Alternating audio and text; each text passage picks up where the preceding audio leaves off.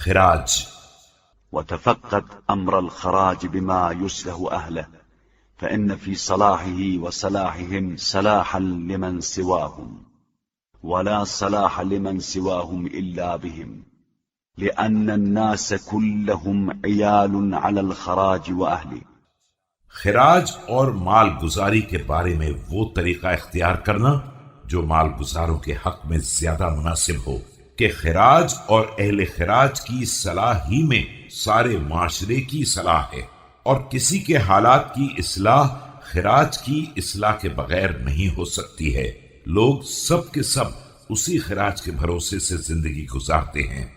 وليكن نظرك في عمارة الأرض أبلغ من نظرك في استجلاب الخراج، لأن ذلك لا يدرك إلا بالعمارة، ومن طلب الخراج بغير عمارة أخرب البلاد وأهلك العباد.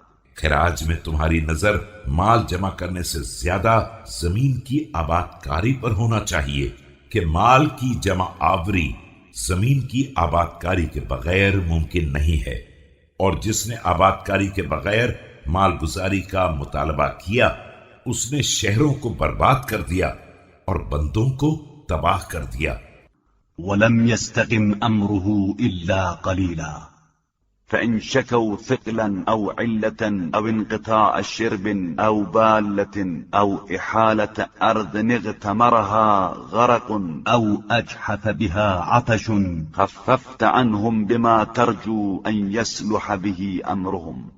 اور اس کی حکومت چند دنوں سے زیادہ قائم نہیں رہ سکتی ہے. اس کے بعد اگر لوگ گراں باری، آفت ناگہانی، نہروں کی خشکی، بارش کی کمی، زمین کی غرقابی کی بنا پر، تباہی اور خشکی کی بنا پر بربادی کی کوئی فریاد کریں تو ان کے خراج میں اس قدر تخفیف کر دینا کہ ان کے امور کی اصلاح ہو سکے.